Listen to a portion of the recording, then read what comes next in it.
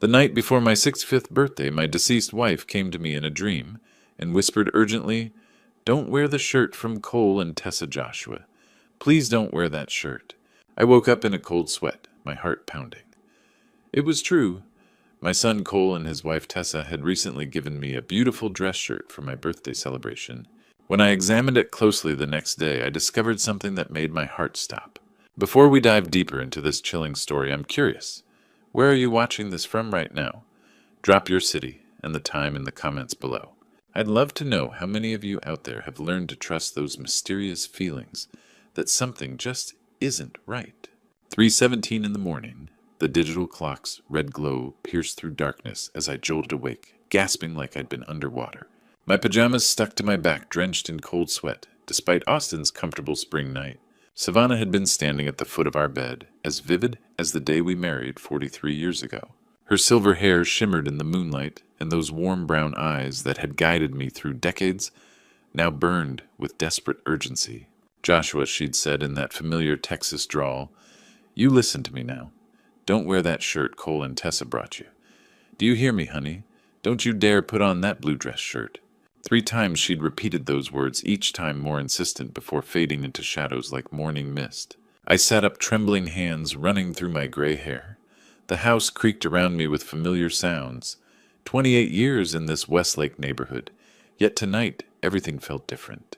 Through the window, the Hendersons' porch light cast eerie shadows across their lawn. 2 weeks ago, Cole and Tessa had arrived for Sunday dinner with their gift. The presentation was elaborate.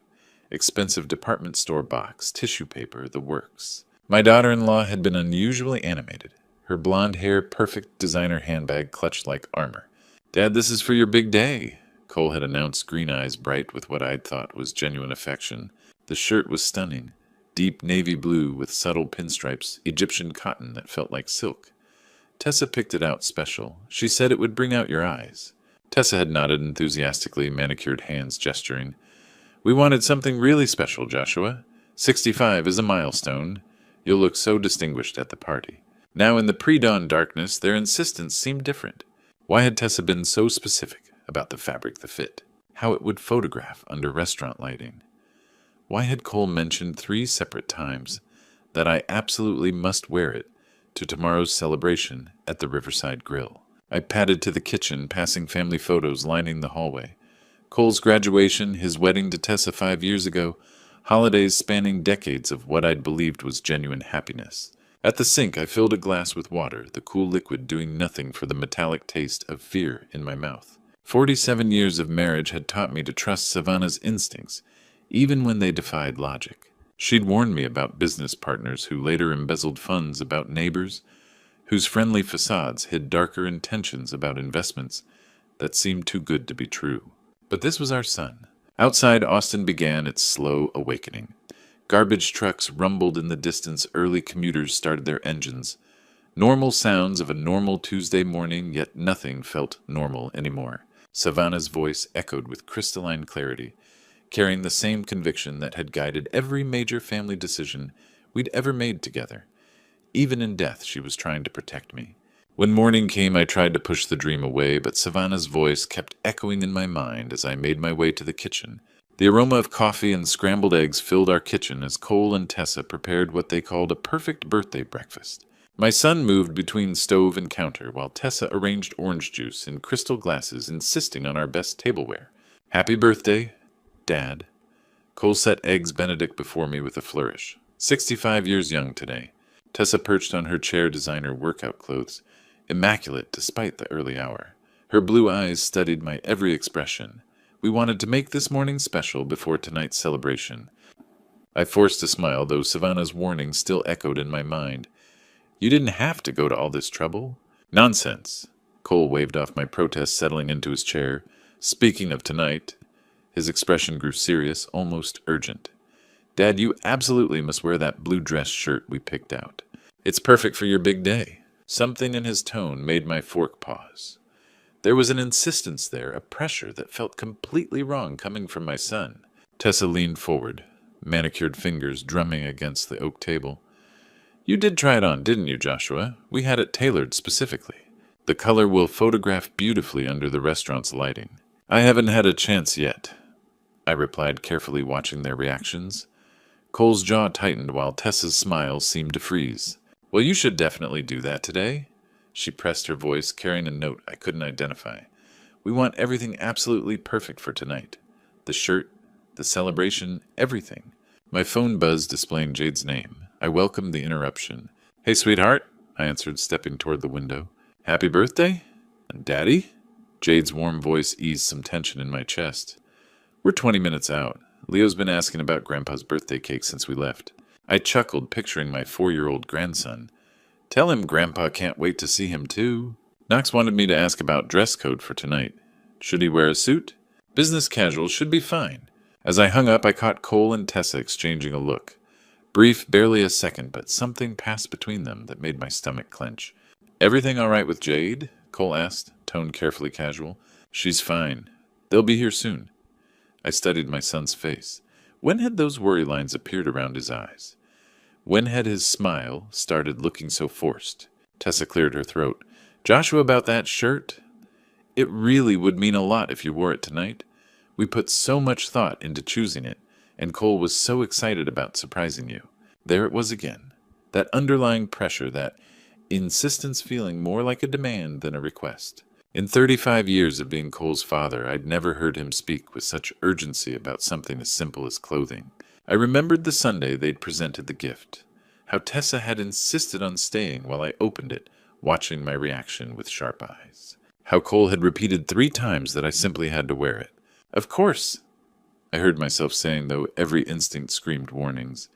I'm sure it'll be perfect. Cole's shoulders visibly relaxed, and Tessa's smile finally reached her eyes. They finished breakfast with renewed chatter about evening plans, restaurant reservations, the guest list. Normal conversation that should have felt comfortable, but instead left me feeling like I was watching actors perform a rehearsed scene. After Cole and Tessa left for work, the house fell silent, and that's when Savannah's warning began to feel less like a dream and more like a premonition. The afternoon stretched endlessly, each tick of the grandfather clock echoing through the empty house. Jade wouldn't arrive until 6, and the birthday celebration wasn't until 7. Hours of solitude filled with nothing but Savannah's persistent warning. I tried reading the Austin American Statesman, but the words blurred meaninglessly. My mind kept circling back to breakfast, to the strange intensity in Cole's voice when he'd insisted I wear that particular shirt. By 3 o'clock, I couldn't stand it anymore. The walk to our master bedroom felt longer than usual. Our walk-in closet still smelled faintly of Savannah's lavender sachets, a ghost of comfort that today only sharpened my unease. The shirt hung where I'd left it 2 weeks ago, protected by a clear garment bag between my Sunday suit and navy blazer. Even through the plastic, the deep blue fabric shimmered, with quality subtle pinstripes catching light from the overhead fixture. I unzipped the bag, carefully recognizing the weight of expensive Egyptian cotton. This was easily a $300 shirt, maybe more. The kind of extravagant gift that should have filled me with gratitude, not this gnawing anxiety. Carrying it to the window where afternoon sunlight streamed through, I examined it closely. The craftsmanship was flawless. Perfectly aligned seams, mother-of-pearl buttons, French cuffs speaking of old-world elegance. Everything screamed sophistication and thoughtful selection. So why did looking at it make my skin crawl? I spread the shirt across our king-sized bed, the same bed where Savannah had appeared hours earlier. The fabric lay smooth and pristine, showing no signs of tampering. Yet something felt wrong. Methodically, I ran my hands along the shirt's surface, starting with the shoulders and working down. The fabric felt consistent weight, even throughout the body and sleeves. But when my fingers reached the collar area, I paused. There was something different there, not visible but unmistakable to touch. A slight thickness, as if extra material had been sewn between the outer fabric and inner lining. Subtle, barely noticeable unless you were specifically looking, but definitely present. My heart began pounding as I examined the area more carefully. The collar looked normal. Stitching appeared professional and undisturbed. Yet that extra thickness remained concentrated in a small section just behind where the collar would rest against my neck. I stood back, staring at the innocent-looking garment. Was I losing my mind? Was grief and age making me paranoid? About a perfectly normal dress shirt, Cole was my son, my flesh and blood. Tessa had never shown me anything but respect and affection. But Savannah's voice whispered through my memory with absolute clarity, "Don't wear that shirt." In 47 years of marriage, my wife had never steered me wrong. Not once. She'd warned me about contractors trying to overcharge us, insisted I get second opinions on medical treatments, convinced me to avoid business partnerships that would have cost my retirement savings. Savannah had possessed intuition that bordered on supernatural, an ability to sense danger I'd learned to trust completely. Even death, it seemed, hadn't diminished that gift. Standing in our bedroom, surrounded by 43 years of shared memories, I made my decision. If there was even the slightest chance something was wrong with this shirt, I had to know. My hands trembled as I reached for the sewing scissors in Savannah's old sewing box. If I was wrong, I'd ruin Cole's expensive gift. But if I was right, the small sewing scissors felt impossibly heavy in my trembling hands as I positioned them against the shirt's collar. Savannah's old Singer's sewing box sat open beside me on the bed, its contents scattered like surgical instruments, thread spools measuring tape, the tiny silver thimble she'd worn smooth with decades of use. I took a steadying breath and made the first cut. The fabric parted easily under the sharp blade, revealing the shirt's inner construction. At first, everything looked normal. Standard interfacing, professional stitching, quality materials throughout. But as I carefully widened the small opening, something unexpected tumbled out. Fine white powder, delicate as confectioner's sugar, spilled across our dark blue bedspread in a thin stream. I jerked back instinctively, the scissors clattering to the hardwood floor as more of the substance continued to fall from the hidden pocket I'd inadvertently opened. For a moment I could only stare. The powder was odorless, almost weightless, settling into the fabric's weave like freshly fallen snow.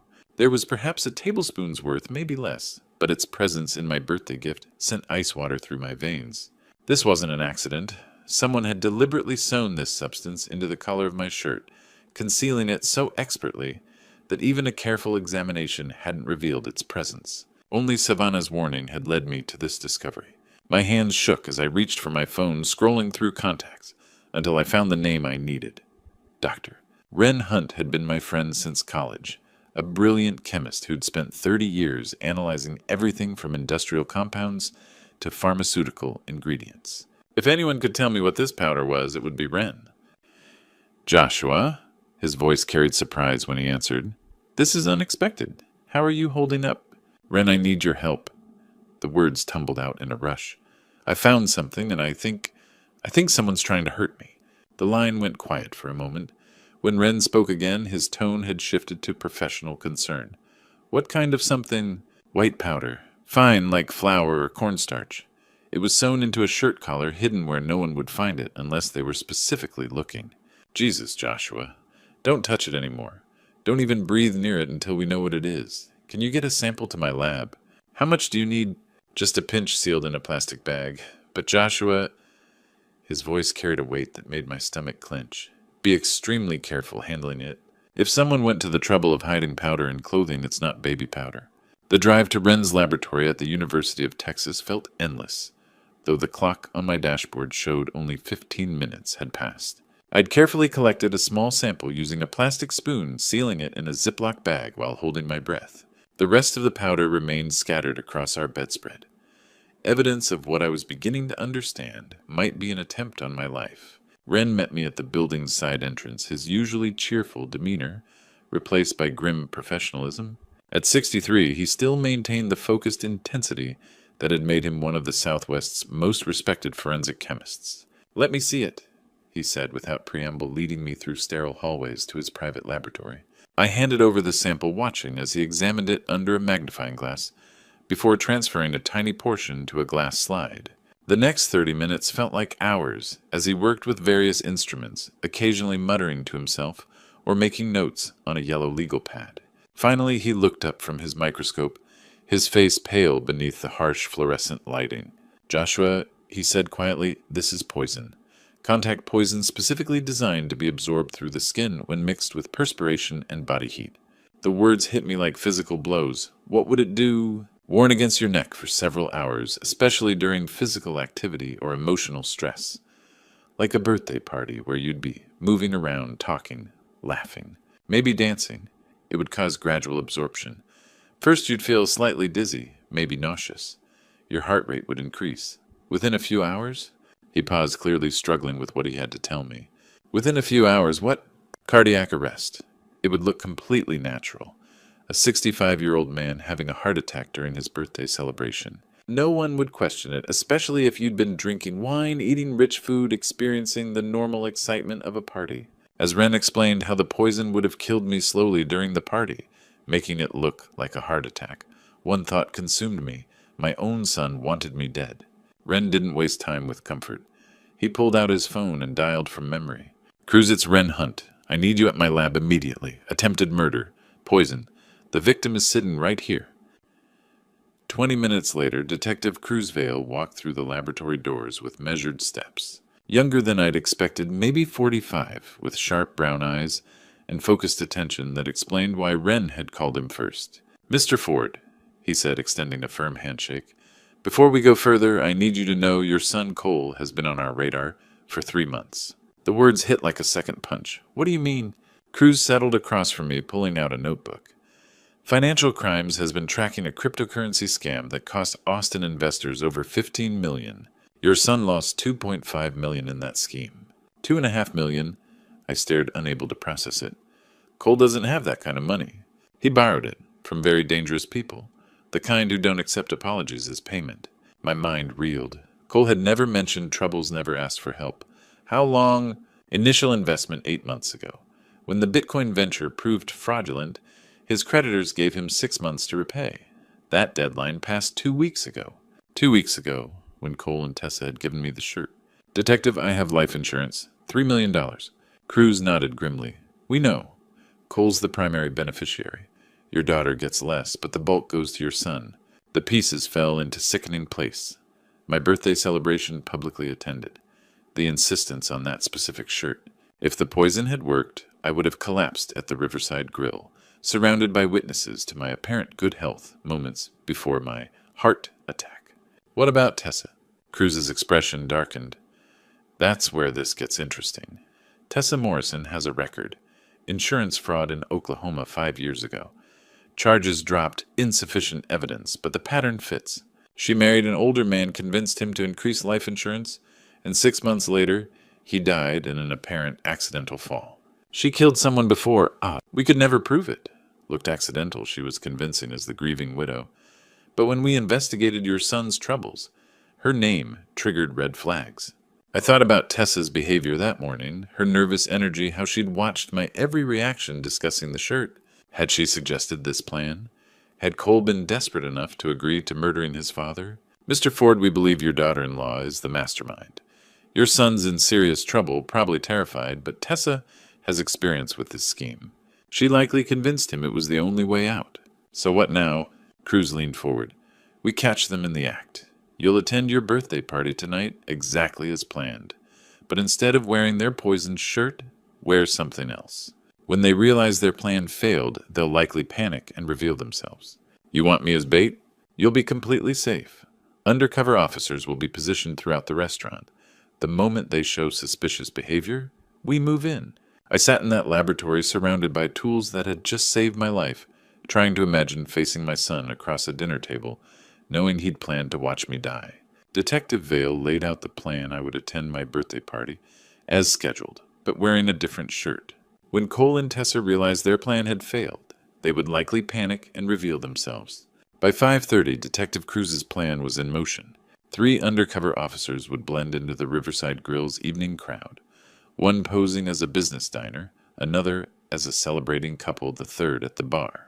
Each had clear sightlines to our table and radio contact with Cruz monitoring from the parking lot. I stood before my bedroom mirror, adjusting a simple white dress shirt I'd owned for years. It felt strange wearing something so familiar for what should have been special, but the contrast would be unmistakable. Cole and Tessa had been very specific about the blue shirt. The doorbell rang at precisely 6 o'clock, followed by little feet racing across hardwood floors. Grandpa, Grandpa. Leo's voice echoed with pure 4-year-old joy. I scooped him into a hug that felt more precious than ever. There's my favorite grandson, I said, holding him tight. I helped Mommy pick your present, Leo announced proudly. It's a surprise, but it's really, really good. Jade appeared, her auburn hair catching evening light. Happy birthday, Dad, she said, embracing me with the kind of hug that conveyed everything words couldn't. Knox followed with a wrapped package and easy smile. Looking sharp, Joshua. Ready for the big celebration? The drive to the Riverside Grill felt surreal. Leo chattered about birthday cake while Jade discussed seating arrangements. Normal family conversation that should have filled me with contentment instead felt like voices from another life. The restaurant buzzed with evening energy. Our private dining room was decorated with balloons and flowers, a happy 65th birthday banner across one wall.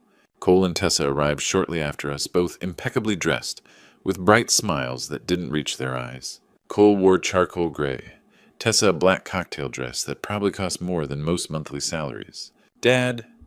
Cole's embrace felt normal, familiar. For a moment I almost convinced myself Detective Cruz had made some terrible mistake. Then his eyes found my shirt. The change was subtle, but unmistakable. Confusion followed by something like panic. Dad, he said carefully, where's the blue shirt, the one Tessa and I picked out? Oh, that, I replied lightly. I decided to go with something more comfortable. You know how I am with new clothes. Tessa stepped forward, her smile now painted on. But Joshua, we chose that shirt specifically for tonight. The color, the fit, everything was perfect for photographs. I'm sure this will photograph just fine, I said, watching as she exchanged a worried glance with Cole. More guests arrived, colleagues, neighbors, old friends who'd known Savannah and me for decades. The room filled with laughter and conversation, the kind of celebration that should have marked a milestone birthday. But I watched Cole and Tessa instead. They stood near the windows, engaged in increasingly urgent, whispered conversation.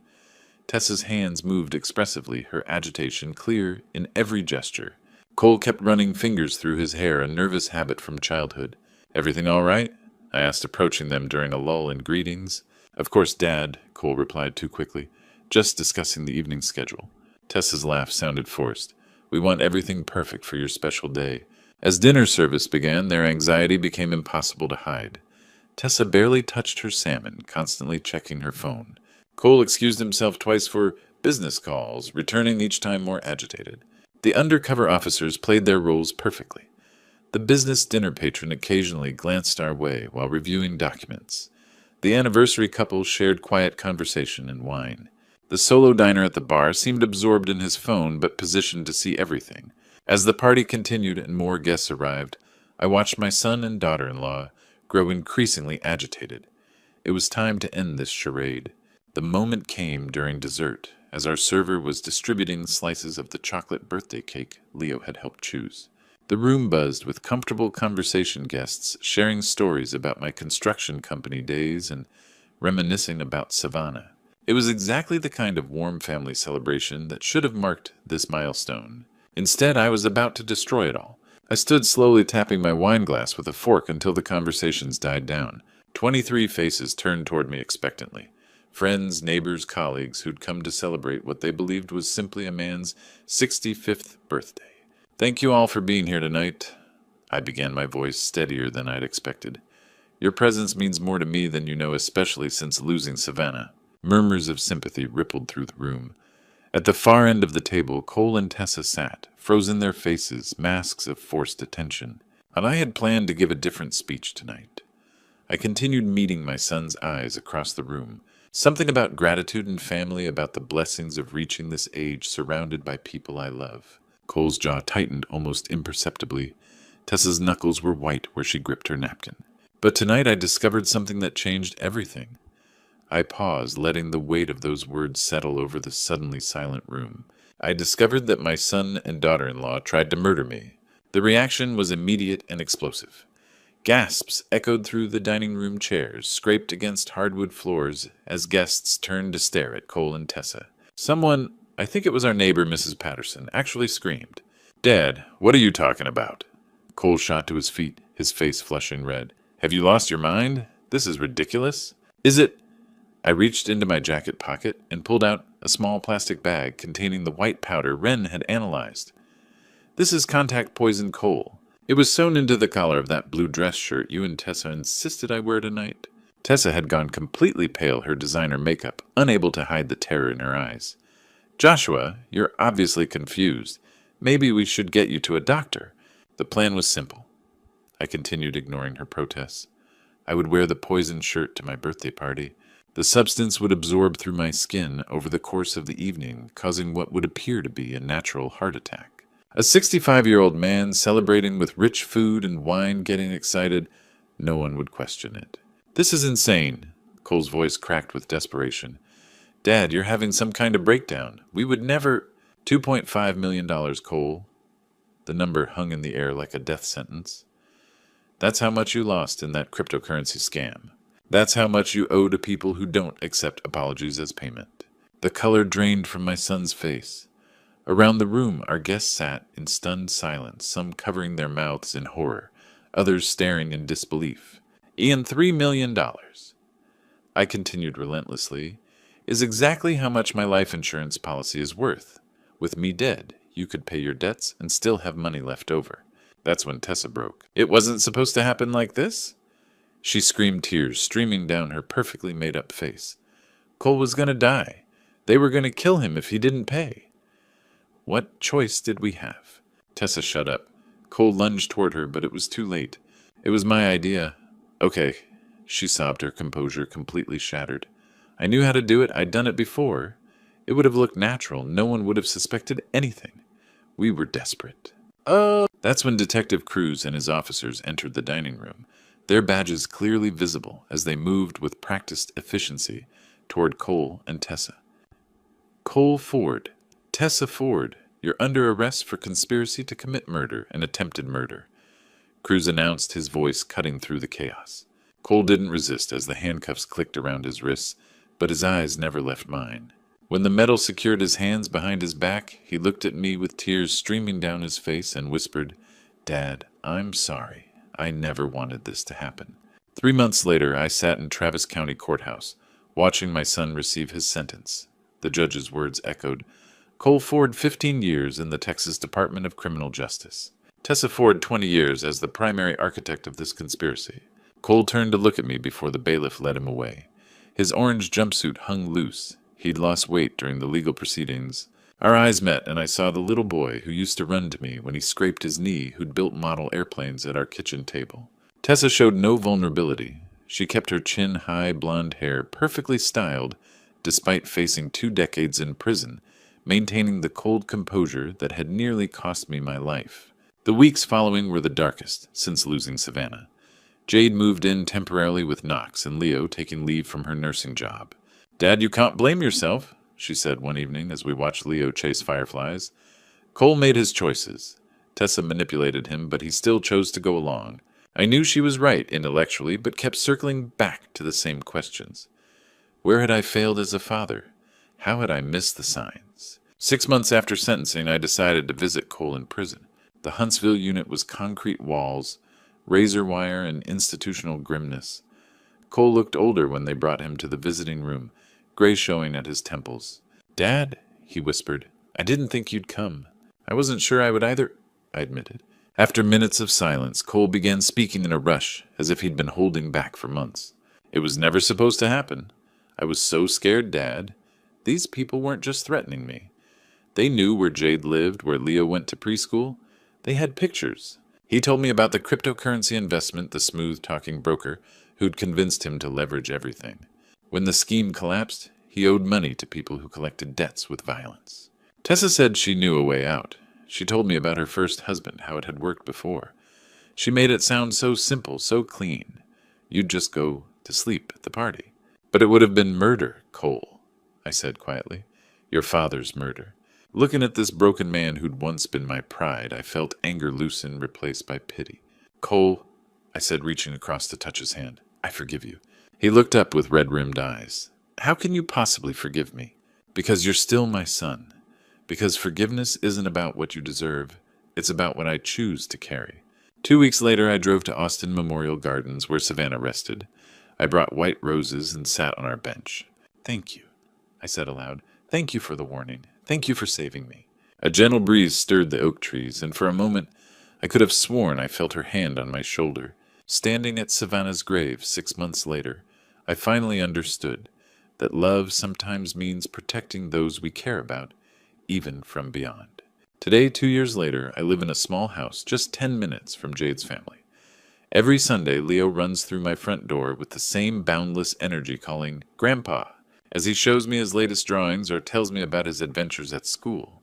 These moments have become my anchor, reminding me that life continues, that love endures even after betrayal tries to destroy it. Looking back on this true story, I realize how dangerously naive I was. For 65 years, I believed that family meant safety, that blood ties guaranteed loyalty. I trusted without question, loved without boundaries, and nearly died because of it. Don't be like me. Don't assume that sharing DNA means sharing values. Even those closest to us can harbor darkness we never imagined. The hardest lesson I learned is that sometimes the people who know us best are the ones most capable of hurting us. They know our weaknesses, our routines, our blind spots. Cole knew I would never suspect him. Tessa knew I would wear whatever gift they gave me because that's who I am, a man who trusts his family completely. But here's what I want you to understand from these grandpa stories. Betrayal doesn't have to destroy you. Yes, it changes you forever. I'm more cautious now, more aware of the shadows that can hide behind familiar faces, but I haven't let it make me bitter or closed off from love. God has a way of protecting us even when we can't protect ourselves. Savannah's warning came from beyond this world, a reminder that love transcends death, and that we're never truly alone in our darkest moments. That supernatural intervention saved my life and taught me that faith and intuition often speak louder than logic. If you're living through your own betrayal right now, know this healing is possible. Forgiveness, real forgiveness, isn't about excusing what they did. It's about refusing to carry their poison in your heart. Cole will serve his time, and I've made my peace with that, but I won't let his choices steal my remaining years or my capacity to love. These grandpa stories aren't just entertainment. They're warnings, lessons, reminders that life can change in an instant. This true story nearly ended with my death, but instead became a testament to survival, to the power of trusting your instincts, and to the mysterious ways love protects us. Trust your dreams, listen to your gut, and remember that sometimes the most important true story you'll ever hear is the one that teaches you to question everything, even family. If this story touched your heart or opened your eyes, I'd love to hear from you in the comments below. Share your own experiences with family betrayal or supernatural warnings. Your story might save someone else's life. And if these grandpa stories resonate with you, please subscribe to Sweet Revenge for more powerful true stories that remind us all how precious and fragile life really is. Yeah, after 5 years in a coma, I couldn't wait to surprise my wife Carmen at Torres Construction, my company. I walked through the front doors with a huge smile, ready to shout, "Surprise!" But the words died in my throat when I heard a stranger's voice echo through the lobby. "Scrub that floor properly, or you know what'll happen." Through the hallway, I saw Carmen on her knees, wearing a janitor's uniform, frantically cleaning the marble floors of our own building. Who dared to force my wife to work as a janitor like this? I would make them pay. Before I reveal what really happened during those 5 years, I was unconscious. Drop a comment telling me where you're watching this from and what time it is there. The first thing I remember after 5 years of darkness was Dr. Sebastian Vale's voice, cracking with disbelief. "Helen, get over here right now. This is impossible." They stood over my hospital bed like I was some kind of miracle, which I guess I was. After 5 years in a vegetative state, Denver General had written me off long ago. "Mr. Torres." "Doctor," Vale said, his hands trembling, "you've been unconscious since 2018. We're calling it a medical miracle." As consciousness returned, memories flooded back like a warm embrace. Sophia's giggles echoing through our Denver home as she chased our golden retriever. Carmen's soft humming while preparing Sunday dinners, brushing flour from her apron with that beautiful smile. Those were the golden days at Torres Construction when I'd built the company from nothing into Denver's most trusted construction firm. Every evening I'd come home covered in sawdust, and Carmen would tease me about tracking dirt through her clean house. Sophia would run into my arms, not caring how dirty my work clothes were. The moment I was cleared, I knew exactly where to go. Torres Construction had been my life's work, and after 5 years away, I couldn't wait to surprise my employees and see Carmen's face light up when I walked in. I signed myself out against Dr. Vale's protests and caught a taxi straight to 32nd Avenue. But something felt wrong the moment I stepped out of that cab. The building looked the same, but there was a new sign where Torres Construction used to be. Cross maintenance and cleaning services in bold black letters. My stomach dropped, but I told myself there had to be an explanation. I pushed through the front doors when I heard a stranger's harsh voice echoing from inside. "Scrub that floor properly, or you know what'll happen." I followed the sound down the hallway, and what I saw stopped my heart cold. Carmen, my beautiful, dignified Carmen, was on her hands and knees scrubbing toilet bowls with a worn brush. She wore a faded gray uniform with cross maintenance stitched across the back, her once manicured hands red and cracked from cleaning chemicals. This was the woman who used to organize charity galas, who commanded respect in every room. Now she was being treated like hired help in our own building. "Dad!" Damien's voice made me spin around. My son-in-law appeared in the doorway, his face quickly shifting from surprise to what looked like genuine joy. "Oh my God, you're awake? This is incredible." He rushed forward with arms spread wide, but something flickered in his eyes for just a split second. Something that didn't match his enthusiastic smile. "Carmen, look. Dad's finally come home to us." Carmen looked up from her scrubbing terror, unmistakable in her eyes. She scrambled to her feet, dropping the brush with a clatter. When she leaned in for what looked like a welcoming hug, her whispered words chilled me to the bone. "Caspian, pretend you don't remember anything, or we'll all be in danger." That night, Carmen drove us home in complete silence, her knuckles white against the steering wheel.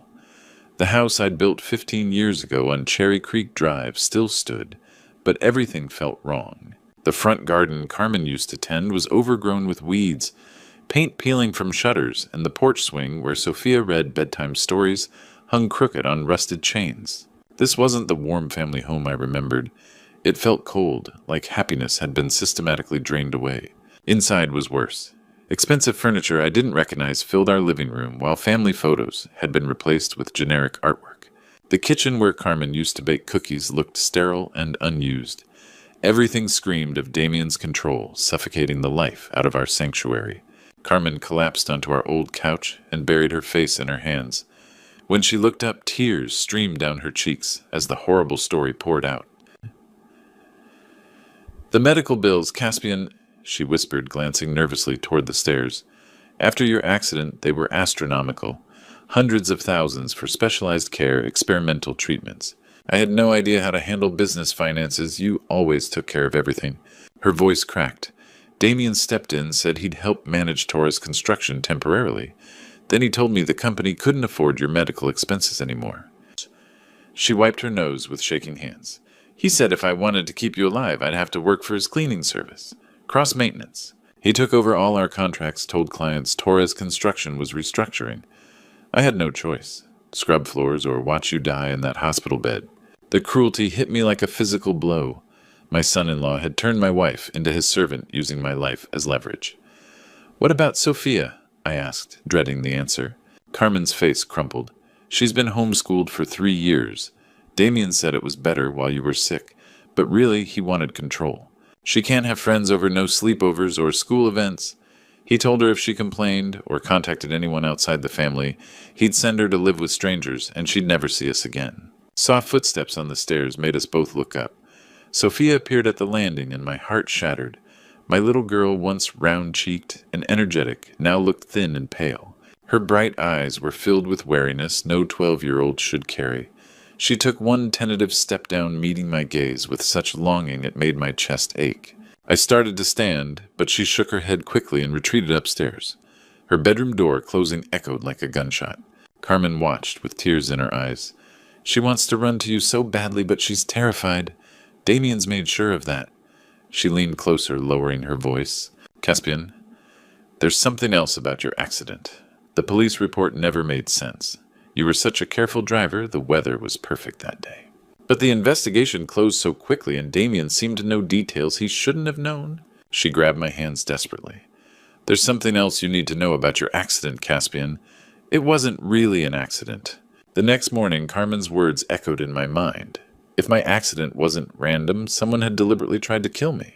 As I sat staring at coffee, I couldn't drink a name surfaced from my memories. Warren Mitchell. He'd been our head of vehicle maintenance at Torres Construction for 8 years, with access to every truck and my personal vehicle. His sudden resignation right after my accident now seemed suspicious rather than coincidental.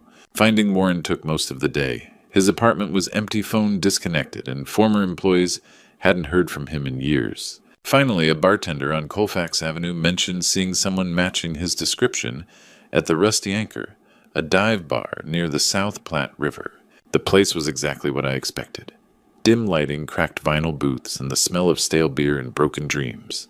I found Warren hunched over whiskey in the corner, looking like he'd aged 20 years in 5.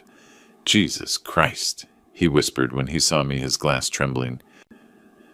"Caspian, they said you'd never wake up." The Warren I remembered had been clean-cut and reliable.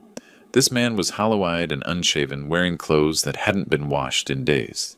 I sat across from him, keeping my voice low. "Warren, I need to ask about my accident. My wife thinks it wasn't random." The color drained from his face, and his hand shook so badly he put down his drink. "Oh, God," he moaned, burying his face in his palms. "I've been waiting 5 years for this conversation." Tears started streaming down his cheeks as he looked up at me. "Caspian, I'm so sorry. I'm so goddamn sorry for what I did to you. I've destroyed my entire life thinking about it every single day. Please, please forgive me." His voice broke completely as he sobbed. "I never meant for it to go that far. I swear on my mother's grave I thought it was just supposed to scare you." The words poured out like water through a broken dam after his desperate apology. "Damien approached me 3 weeks before your accident, offered me $50,000 cash. At first I thought he was joking, but he showed me bank statements. The money was real." My blood turned to ice as Warren continued. "He wanted me to tamper with your brake lines, make it look like mechanical failure. Said you'd been drinking heavily, that the family was worried. He convinced me it was an intervention just to scare you into getting help." Warren's voice cracked. "But when I loosened those brake fittings, I knew it wasn't about scaring anyone. Those brakes would fail completely on the first steep hill. The full scope of Damien's betrayal hit me like a sledgehammer. He planned this from the beginning," I said. "The accident taking over the company, controlling my family. It was all calculated." Warren nodded miserably. "After the crash, when they said you might never wake up, I realized what I'd done. I'd helped him commit attempted murder. I quit the next day, couldn't stand being around Torres Construction. I've been drinking myself to death since, trying to forget." "Warren, do you have any proof? Anything that could prove Damien paid you?" Warren's eyes lit up with desperate hope. Yes, I do. But not here." He stood unsteadily. "It's all back at my place. A storage unit on Federal Boulevard. I kept everything hidden there. Bank records, recordings, photos, everything." He grabbed my arm urgently. "Come with me right now. I'll show you everything. I'll testify against him, Mr. Torres. I can't live with this guilt anymore. I have everything we need to destroy him." With Warren's evidence secured, we knew we had the ammunition to destroy Damien, but I needed professional guidance to use it effectively. Warren suggested Maxwell Stone, a prominent attorney, whose downtown office occupied the top floor of Republic Plaza. Stone had built his reputation taking down corrupt executives, and had never lost a corporate fraud case. Maxwell Stone was exactly what I had expected. Silver-haired, sharp-eyed, wearing a suit that cost more than most people's cars. He spread Warren's evidence across his conference table like a general planning a military campaign. "Gentlemen," he said after examining the bank records and recorded phone conversations, "this is the most airtight case of attempted murder and corporate fraud I've seen in 25 years. He held up an audio recording where Damien's voice was crystal clear, discussing brake tampering. "This alone would put him away for 15 to 20 years. Add the financial records showing systematic embezzlement from Torres Construction, and we're looking at multiple felony convictions." Stone leaned back with a predatory smile. "Not only will we get your company back, Mr. Torres, but we'll ensure Cross spends decades in federal prison." Warren shifted nervously. "What about my involvement? I actually sabotaged the brakes." Stone waved dismissively. "You'll testify under immunity as a cooperating witness.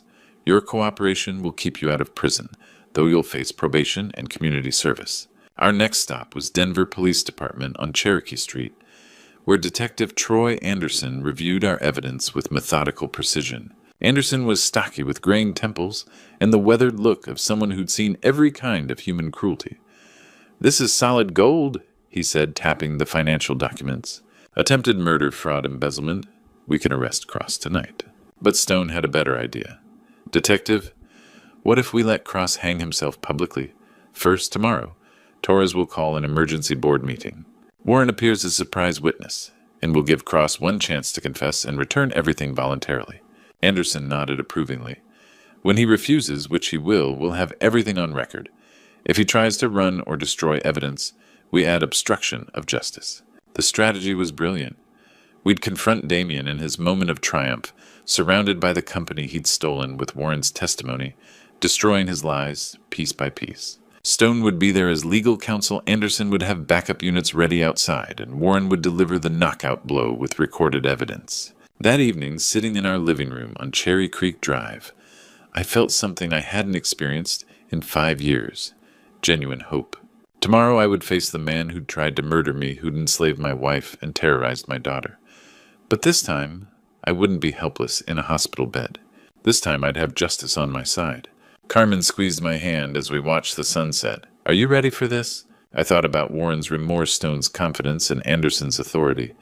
Tomorrow we take back what's rightfully ours, Carmen. Justice will be served. The Torres Construction boardroom had never seen anything like it. I walked through those familiar glass doors at exactly 10 o'clock Tuesday morning, wearing my best charcoal suit and carrying myself like the CEO I'd always been. Warren followed close behind, clutching a briefcase full of evidence that would change everything. The board members, men who'd worked with me for years before my accident, looked up in stunned silence as I took my seat at the head of the conference table. Damien sat frozen in my old chair, his face cycling through shock, confusion, and growing terror as his eyes locked onto Warren. What is he doing here? Damien stammered, his usual smooth confidence cracking like thin ice. The color drained from his face as Warren set down his briefcase and began pulling out manila folders. Gentlemen, I announced to the 5 board members, I'd like to introduce some new evidence regarding my accident 5 years ago. Maxwell Stone stepped into the room behind us, his presence adding legal weight to our confrontation.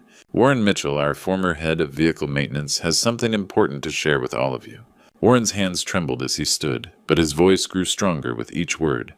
5 years ago, Damien Cross paid me $50,000 to sabotage Mr. Torres's brake system. The boardroom erupted in gasps and angry murmurs. Warren held up a digital recorder. I have our entire conversation recorded, including his specific instructions on how to make the accident look mechanical. He pressed play, and Damien's voice filled the room with crystal clarity. Make sure those brakes fail completely on the first hill he hits. It needs to look like an accident, Warren. No one can ever trace this back to us. The recording continued for several damning minutes, with Damien discussing payment schedules and cleanup procedures. That's not all. Warren continued spreading bank statements across the table. Here are the wire transfers showing Damien's payments to my account. And these, he held up photographs, show the brake damage before I doctored the repair reports. Damien finally found his voice, but it came out as a desperate whisper. You can't prove anything. Warren's a drunk liar. This is all fabricated. Stone stepped forward with a predatory smile. Mr. Cross, we also have evidence of systematic embezzlement from Torres construction accounts, fraudulent contracts, and identity theft. The FBI will be very interested in your creative bookkeeping. The board members stared at Damien with disgust and horror. Tom Bradley, our longest-serving member, spoke for everyone. Damien, you need to resign immediately and return control of this company to its rightful owner. Cornered and exposed, Damien's shoulders sagged in defeat. With shaking hands, he signed the resignation papers Stone had prepared, officially transferring all authority back to me. The man who'd tried to murder me, who'd enslaved my wife and terrorized my daughter, was finally stripped of his stolen power. But as Damien gathered his things to leave, his defeated posture straightened into something darker. At the boardroom door, he turned back with eyes full of pure hatred. This isn't over, old man, he snarled, his mask of civility completely gone. You think you've won, but you have no idea what I'm capable of. You'll regret this. The door slammed behind him with such force that the conference table shook.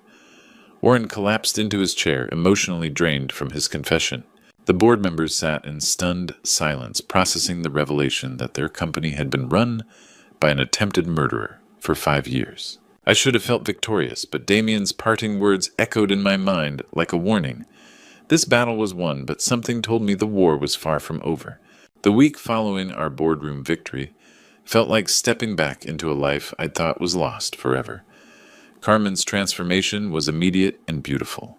The morning after Damien's resignation, she walked into our bedroom, carrying the gray cross-maintenance uniform she'd been forced to wear for 3 years. Without a word, she tossed it into the fireplace and lit a match. As the fabric burned, tears of relief streamed down her face. "I never have to wear that again," she whispered. She threw herself back into being the woman I'd married, organizing our household, cooking elaborate dinners, and becoming the mother Sophia desperately needed. Her laughter returned, filling our house on Cherry Creek Drive with warmth. She started tending her garden again, planting flowers where neglect had left only weeds. The most precious change was watching Sophia emerge from her shell of fear. 3 days after I'd reclaimed Torres Construction, she knocked on my office doorframe. "Dad, can we talk?" For 2 hours, my 12-year-old daughter told me about her nightmare, how Damien had isolated her from friends claiming they were bad influences, how he'd convinced her that speaking to anyone outside the family would result in her being sent away forever. "He used to stand outside my bedroom door at night," she said quietly, not saying anything, just listening, making sure I knew he was watching. I kept my voice gentle despite my rage. "Sweetheart, that's never going to happen again. You're safe now." Her face lit up with the first genuine smile I'd seen since waking up. "Really, I can go back to regular school. Have sleevers." "Absolutely. We'll enroll you at Cherry Creek Middle School next month." Our dinner conversations became daily highlights. Sophia would chatter about books she wanted to read, friends she hoped to make, activities she'd missed during isolation. Carmen shared plans for redecorating, erasing every trace of Damien's presence.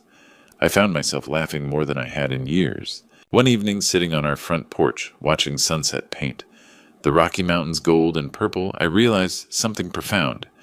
Torres Construction had always felt like my greatest achievement. But with Carmen's head on my shoulder and Sophia reading beside us, I understood my real success was this: my family whole and happy again. "Dad," Sophia said, looking up from her book, "I'm glad you woke up." "Me too, sweetheart." That perfect moment should have been a warning. Happiness this complete felt almost too good to be true. My instincts proved correct when Sophia didn't come home from tutoring Tuesday evening. Carmen called the tutor at 6:30. Sophia had left at 4 o'clock as usual. By 7, when our daughter still hadn't walked through the front door, Carmen's face had gone pale with panic. "Caspian," she said, her voice trembling as she held her phone, "Sophia's not answering her cell phone. It goes straight to voicemail." My blood turned to ice as Damien's parting words echoed in my memory. "You'll regret this." The phone rang at exactly 8:15, cutting through the tense silence in our living room like a blade. Carmen and I both stared at the caller ID showing an unknown number, but we knew who it was before I answered. "Hello, Caspian." Damien's voice was calm, almost cheerful, which made it infinitely more terrifying. "I trust you're wondering where your precious little daughter is right now." My grip tightened on the phone. "If you've heard her, I swear to God, she's perfectly safe," Damien interrupted. "For now, but that could change very quickly depending on your cooperation. You see, our little boardroom theatrics last week were quite embarrassing for me. I've had to make some adjustments to my plans." Carmen grabbed my arm, her face white with terror, as she listened to my side of the conversation. I put the call on speaker so she could hear everything. "What do you want, Damien?" His laugh was cold and mechanical. "I want you to come to Torres Construction, alone. Bring all of Warren's recordings and evidence plus signed documents, transferring the company back to me permanently. You have 1 hour. And if I don't, then Sophia won't be coming home for dinner tomorrow, or ever." The line went quiet for a moment before he continued. "Oh, and Caspian, if I see any police cars, any sign you've contacted authorities, your daughter dies immediately. This is between you and me now." The call ended, leaving us in devastating silence.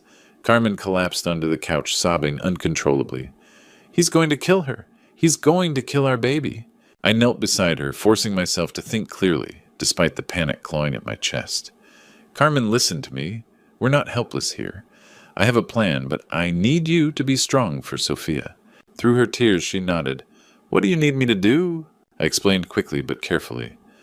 "I'm going to Torres Construction, but I'm not going in blind. When I get there and confirm Sophia's location, I'll text you exactly one word. Okay. The moment you receive that text, you wait exactly 15 minutes, then call Detective Anderson immediately. Tell him Damien has Sophia at Torres Construction and that I'm inside trying to negotiate." "Why 15 minutes?" Why not call right away? Because I need time to get Sophia away from immediate danger. If police sirens start wailing the second I walk in, Damien might panic and hurt her. 15 minutes gives me a chance to assess the situation and hopefully get her to safety. Carmen wiped her eyes, her maternal instincts overriding her fear. What if something goes wrong? What if 15 minutes isn't enough? I kissed her forehead, trying to project confidence I didn't entirely feel. Then Detective Anderson will know exactly where to find us. Either way, this ends tonight. The drive to Torres Construction felt like the longest 20 minutes of my life. The industrial district was eerily quiet at 9 o'clock on a Tuesday evening, with only scattered streetlights illuminating empty parking lots and darkened buildings. My own company looked ominous in the darkness, like a trap waiting to spring shut. I parked across the street and pulled out my phone. My hands were steadier than I had expected as I typed the message that would either save my daughter or get us both killed. Okay. The word disappeared into cyberspace, and somewhere across town, Carmen would be starting her own 15-minute countdown. The front entrance was unlocked, which should have been my first warning. I stepped into the lobby I'd walked through thousands of times, but tonight it felt like entering a tomb. The elevator was waiting, doors open, as if Damien had anticipated my every move. The smell hit me the moment the elevator doors opened on the third floor, the sharp, acrid odor of natural gas filling the air. My heart hammered against my ribs as I followed the scent down the hallway toward my old office. Through the glass doors I could see a single light burning, and there, tied to a chair in the center of the room, was Sophia. I pushed through the glass doors into what used to be my office, and Sophia's tear-filled eyes met mine across the room. She was tied to a chair with thick rope duct tape over her mouth, but she was alive. That was all that mattered in that moment. "Welcome to your retirement party, Caspian." Damien stepped out from behind my old desk, pointing a chrome pistol directly at my chest. He looked different, disheveled, unhinged, with the desperate gleam of a man who had nothing left to lose.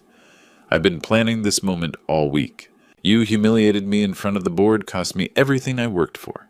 Now it's time for payback." He gestured toward a manila folder on the desk. "Sign those papers transferring Torres Construction back to me permanently. Then get on your knees and apologize for ruining my life." The gas smell was overwhelming now, making my eyes water and my head spin. I glanced around the room and noticed something that made my blood freeze. The ventilation grates had been sealed shut with duct tape, and I could hear the steady hiss of gas flowing from somewhere behind the walls. "You're not planning to let us go, are you?" I said, stalling for time while calculating how many minutes had passed since I'd sent Carmen that text.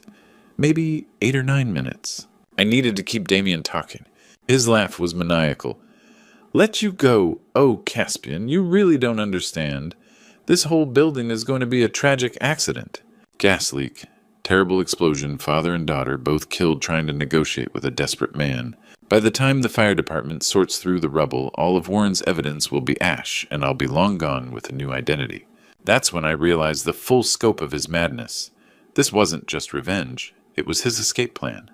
With me dead and all evidence destroyed, he could disappear and start over somewhere else.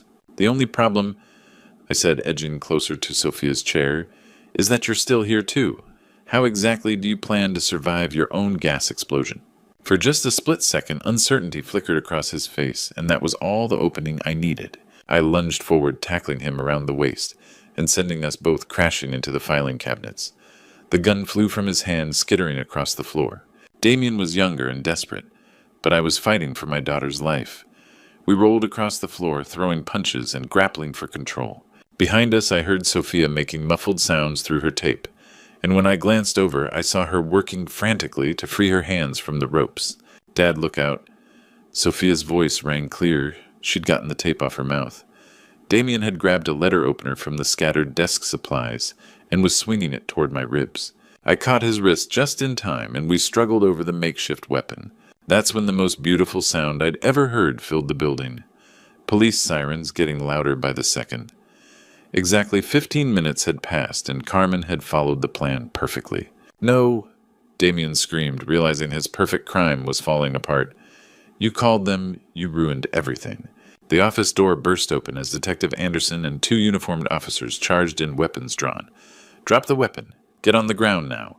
Damien released the letter opener and raised his hands, his face contorting with rage and defeat. As the officers handcuffed him, I rushed to Sophia and finished untying her ropes. Carmen appeared in the doorway, tears streaming down her face as she ran to embrace us both. "We need to evacuate immediately," Anderson shouted over the growing hiss of gas. "This whole floor is about to blow." We ran for the stairs, Carmen clutching Sophia, while I helped Anderson drag the handcuffed Damien. We'd just reached the parking lot when Torres Construction erupted in a massive fireball that lit up the Denver skyline. Damien lay on the asphalt, burned and broken, but alive to face justice. As I held my family tight watching my company burn, I realized I'd never been happier to lose a building in my life. 6 months later, I stood in the lobby of our brand new headquarters on 17th Street, watching the morning sun stream through floor-to-ceiling windows that replaced the old brick walls of our destroyed building. The gleaming steel and glass structure rose 12 stories into the Denver sky, a testament to resilience and rebirth. Above the main entrance, elegant letters spelled out Torres and Carmen Construction, a name that honored the woman who'd sacrificed everything to keep our family together. The decision to make Carmen my full business partner wasn't just symbolic. Over the past half year, she'd thrown herself into learning every aspect of construction management, taking courses at the University of Colorado, Denver, and earning her contractor's license. The woman who once apologized for not understanding business finances now reviewed budgets with the precision of a seasoned executive. She transformed from a frightened victim into a formidable businesswoman who commanded respect in every boardroom she entered. "Dad, look at this." Sophia's excited voice echoed through our new conference room as she spread architectural drawings across the table. At 13, my daughter had developed a passion for building design that rivaled my own. The trauma of her kidnapping had been replaced by an unshakable confidence and a dream of becoming an architect. She spent weekends at construction sites wearing a hard hat and asking our foreman detailed questions about structural engineering. The scared, isolated girl Damien had tried to break was now a vibrant teenager with plans to change Denver's skyline. Justice had been swift and decisive for Damien Cross. The evidence Warren provided, combined with the attempted murder charges from our final confrontation, resulted in a 25-year federal prison sentence. The judge had been particularly harsh, noting that Damien's crimes represented a calculated betrayal of family trust that strikes at the heart of human decency. He would spend the next quarter-century in a maximum security facility with no possibility of parole. But this story isn't really about revenge or justice. It's about the unbreakable bonds of family and the power of hope to overcome even the darkest circumstances. For 5 years, I lay unconscious while evil took root in my home, but love proved stronger than hatred. Carmen's sacrificial devotion kept me alive. Sophia's courage helped her survive psychological torture. Warren's guilt ultimately led him to redemption and helped us reclaim our lives. Standing in our new building, surrounded by the family I'd almost lost forever, I understood something profound about the nature of success. Torres Construction had always been about creating solid foundations, for buildings, for careers, for communities. But the most important foundation I'd ever built wasn't made of concrete and steel. It was made of trust, sacrifice, and unconditional love. Today, Carmen and I work side by side, building not just structures, but a legacy for Sophia. Our daughter talks excitedly about joining the family business someday, bringing fresh ideas and youthful energy to continue our mission. The Torres name will endure stronger than ever. If you're facing your own impossible circumstances, remember this. No matter how dark things seem, no matter how powerful your enemies appear, never underestimate the strength that comes from fighting for the people you love. Family isn't just about blood, it's about the people who stand by you when everything falls apart and help you rebuild from the ashes. The human spirit is remarkably resilient. With hope, determination, and the support of those who matter most, you can overcome any obstacle and create something beautiful from even the most devastating loss. Don't give up. Your comeback story is waiting to be written. Looking back on this journey, I realize how close I came to losing everything that truly mattered. For 5 years, I lay unconscious while my family suffered in silence. Don't make my mistake. Don't assume your loved ones are safe just because you trust the people around them, and never underestimate how evil can disguise itself as help. This true story taught me that God has a way of bringing us home when we're needed most. I believe the Lord guided my miraculous awakening at exactly the right moment, just as He guides all of us through our darkest hours. Sometimes what looks like coincidence is actually divine intervention working in our lives. The Damien situation reminded me that evil often wears a familiar face, but God sees everything, and justice always finds its way to those who prey on the innocent. These grandpa stories aren't just entertainment. They're reminders that family bonds can never truly be broken, no matter how much time passes or how dire circumstances become. When I saw Sophia afraid of her own grandfather, I understood the true cost of my absence. But God's love has a way of healing even the deepest wounds. This true story could have ended tragically if I'd awakened even weeks later. The greatest blessing wasn't reclaiming Tora's construction, it was hearing Sophia call me Grandpa with genuine love in her voice. These Grandpa stories remind us that being present is the most precious gift we can give our families. If this true story touched your heart, please share your own family experiences in the comments below. Don't forget to subscribe to our channel for more inspiring stories that celebrate the unbreakable bonds of family love. Your story might be exactly what someone else needs to hear today.